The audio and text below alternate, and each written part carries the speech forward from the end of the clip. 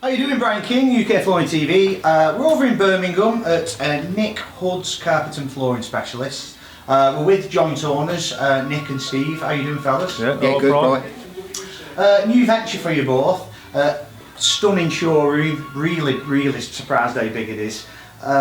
You've been A lot of people say that. you've been open a couple of months now, and it's still a work in progress. How's your first couple of months been, Nick? Yeah, all right. Yeah, good. Yeah, it was a foundation that was already here, and we're just obviously building on it. So it's nice to sort of see it progress, and we've got we could see the vision of what it could be like, because it was very old-fashioned when we took it over. So was it like a carpet retailer before? Oh yeah, exactly as it is now. Yeah. It's just a different name, but the owner wanted to retire, and I used to send all my customers there as to get the samples and stuff. And then I thought, well, if he retires, what am I going to do? Yeah. So, and I was friendly with him anyway, and me and Steve, had a chat, and we thought, okay, what we'll do is we'll make him an offer. So That he couldn't refuse. yeah. What made you want to own a showroom, Steve? I don't know, Brian. I really don't know, mate. Yeah. A moment of lunacy. Madness. Absolute madness. I should have been thinking about retiring, mate, but it was either that or go home to the missus, and I thought, right, we'll start a business. You've met my missus, haven't you? He's staying impartial, isn't he? You couldn't get any further away. Trying. Steve, why Nick Hood Carpet and Flooring Specialist? With your reputation in the industry, why is your name not up there as well? Well, I'm quite happy to ride on the back of his reputation. Yeah, okay, I've got a reputation within the industry, but not with the Retail, public, sort of, yeah. retail, and especially in this area. So Nick, with the name Hood and the amount of years that goes back, we decided amongst us, didn't we, Yeah, that no, I'm quite happy to, I don't need my name there. Just doesn't mean anything in the area, does it? No, It's, in no. the industry it does, but just not in this locality sort of thing. So. Yeah, makes sense. Yeah. How long has the Hood family name been in the business, Nick? So my nan started in 1939, so I'm third generation. He's still using her knee kicker. So what was it back then? It must have been like lino and ring. Yeah, it was exactly what. Yeah, it was a lot of turn and tack and all that sort of thing. And I think they were there when gripper started to be made, sort of thing. And that was like a pioneering. All of a sudden it was gripper. It was like amazing. So it was from like your nan and granddad to It was your bizarrely. Everyone says that. It was my nan. So my nan worked for it was, I suppose, like a hardware shop, but they did carpet as well. And then I think just before the war broke out, and the chap was going to, I think he was emigrating to New Zealand. I mean, nan worked for him, and he said, "Well, if you want it, you can buy it off me." And she was like, "You can start the war. I can't afford it." And he went, "No, just pay me when you got the money." And he went off to New Zealand, and she took it over, and then it's just over the years it just evolved. It used to be Hood's Carpets, Furniture and Bedding Centre Limited, so we did everything, and then it's just over the years we've just dropped stuff off because. With the big stores, with the sofas and all that sort of thing, you just can't compete with it. So you have to sort of narrow your choice down, and carpets has always been what we've done. So, and then obviously the LVT come along as well. So then, you have the Cardine stands and the Antico stands, and then it just keeps on growing. So the Hood name is well established in the area, yeah, that's it. Yeah, I mean, yeah. we had a shop in the same place since 1939 until about 3 years ago. So we've always been in the area. Nick, I see you seem to be sticking to mid to high end flooring. Why is that? I suppose you just got to pick your market. That's we're lucky to have that customer base sort of thing. It's my dad always said he's weathered many recessions, and it's down to the fact that his client base that he my nan sort of created are the ones with the disposable income. So that's just the market that we're in, and we just keep on going. So it's the cheaper ones. It's better work as well, isn't it? Yeah, that's right. It's Yeah, the stores that cater for the for the cheaper end, and there's no point in trying to compete with them. You set yourself apart, and with the NICF and the fitter and everything, and doing the quality that you do. Yeah.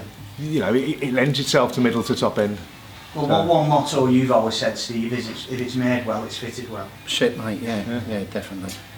Steve, how many staff do you employ, and what's your role here? Are you still on your knees fitting, or do you look after the showroom? We got one guy, Sean, who we've taken off the road. He was working with Nick for years.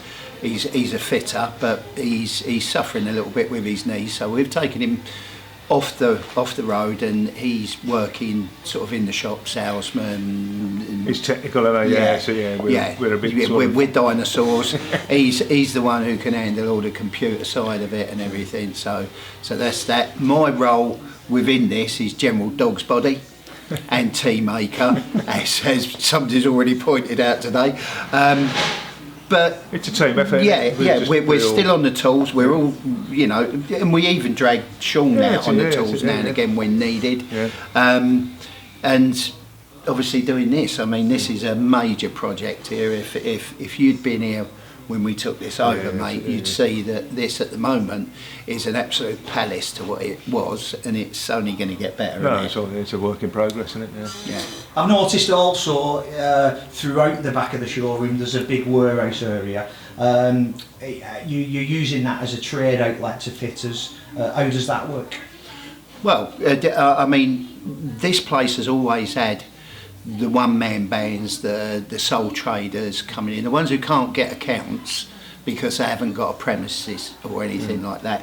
It's always been, because this has got the accounts, he always sort of supplied those guys. Yeah. We're now sort of like trying to sort of better that or improve on that. Yeah. So we've also got sort of like racking down there that we're sort of that fitters can rent off of us, so they can store their stuff here. We can take deliveries for them, and they pay monthly to have that. There's cutting area there so that the guys can cut up their all-stair landings, or if they've bought it in a roll, like they can cut it all up. And plus, we're sort of like opening up a trade counter down there, where most of the guys who come in here, if they've bought the carpet off of us, they buy the underlay off of us, the gripper, the door bars, spray, you name it. So we just want to really concentrate on that side of it. It's easy, isn't it? We haven't got to worry about quoting, Mr. and Mrs. Smith going out measuring up, trying to get it booked in for fitting. Just ideal for a sole trader. For a small percentage, the guys come in. That's the rack in, and then pull it out of the rack, cut it up, and take it on the way. And there's not many people who've got a cutting area. That's a big thing for people. Yeah. You see it all the time. Shops, sweeping the front off and hoping it's not going to rain, or putting some tarpaulin down. Nothing worse, is there? Nothing worse than seeing somebody cut the carpet up outside. A lot rent units or containers. Here you can. Well, it's a storage. The cutting area. Also, they can buy all the accessories off you. We've got all the machinery down there as well. We've got the boom truck and everything, so it's easy for the guys, and the guys that we've got coming in at the moment, they're just saying that they do. Because they used to have to sort of like climb over carpets and try and get them out and move carpets. Now it's I want this carpet or whatever, and we're straight there, boom truck, boom out. They can cut it up or load it straight on. The last thing we're doing. So we've invested a lot of money in this, and we mean business, but we know the trade, and we want to work for the fitters as well. We want to make their life a bit easier. Yeah, we know how difficult it can be, don't we? So with you both being in the industry for so long, all the contribution you've both given to the flooring industry. What are you saying? We're old. Spring chickens, right? Cheers, Michael. With all the good you've both given to the industry over the year, what support have you had from manufacturers? Massive support, really, haven't we? It's one of those, isn't it? You build relationships. That's what it's all about at the end of the day. It's no different with your customers. You build a relationship with your customers, they come back. You build a relationship with your rep, the different carpet manufacturers, they look after you. You're after a piece of carpet, you need it quickly, and you phone them up and they'll move heaven and earth for you. Whereas if you don't have that relationship, you deal with a salesperson on the other end of the phone, you're just a name. We bought this place, we bought the building, but we actually didn't buy the business. We didn't buy what it was. No. What we did was we sort of we bought this place because it had the accounts, and we thought wrongly that the accounts would come through straight to us and carry on, but they didn't. They died with the name, didn't they? It died with his business name, but the support that we've had from the industry, from the guys, from the people that we know in the industry and whatever, we've got the account straight back. We've got the you know the rates and whatever. We've got the terms and all of that. So yeah, we're up and running. But that's just through knowing people, isn't it, I suppose, really, having that relationship with them. Well, as soon as you walk through the door, you can see all the big major names. Yeah, well, that's right. and stands. You know, we've contemplated with these days you can have everything sort of own branded, but you know we're not afraid to sort of say no, that's so and so, that's Penthouse, that's Brockway, because people these days they're all savvy. They know they can go somewhere else and find out what it is regardless. So we've just kept it, with all the brand names. We've invested a lot of money in actual stands. Display stands and updating what we had before, because that's what you've got to do. I think you've constantly got to evolve and constantly keep on top of it to keep it looking smart. Steve, are you going to miss judging the Fit of the Year competition this year? Oh, massively. I'm pining for it. No, yes, in a way, I miss the interaction with the other judges, with yourself, with Ian, with Dan, with the competitors as well. But taking this place over, we're full on, aren't we, mate? And it is full on. It's not 9 to 5. We're here sort of like 7 o'clock in the morning. We've got fitters coming in at 7:15 in the morning. We're helping getting their stuff out. We've got deliveries because they know that we're here early in the morning. We're here late at night as well, aren't we? Doing stuff. So really, a little bit, miss that a little bit, but so much going on here and so many new faces and what have you. Time to miss it, have you? Really? No, it's good. I didn't know how much I would enjoy actually the retail side, No, it's not that. You enjoy wrecking stuff. Well, There's been plenty of wrecking going on. Nick, you've been in the competition a few times. You've been in the finals. Do you not fancy having another go? To be fair, I did 3 or 4 years ago. I think was it just before lockdown? Was it? Yeah. That's it. Yeah, but no, it's. I've been there, done that sort of thing, and it was good, but. No, I mean he might stand a chance now. I'm not one of the judges. It's not passing your driving test, is it? You do it once, but once you pass your test, then you start crossing your hands and doing all that. So then to try and go back in again, it was good at the time.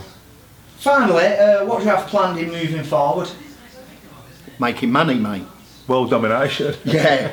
Well, I mean, we've actually got a clause written into this, haven't we? That we're probably going to buy next door as well within the next 2 years. I think both of us, our idea on this is to move more into the sort of like selling to the trade. Stocking big, pallets, and I mean we already pallets as screeds and adhesives and whatever, but just or making even storage units and stuff, can't we? For fitters sort of thing, so they can keep everything. That's quite a good thing, isn't it? And we've had a lot of interest on that side of it from the sole traders, the one-man bands that can't get deliveries, or it's costing them a fortune in units or whatever. Coming here, one-stop shop.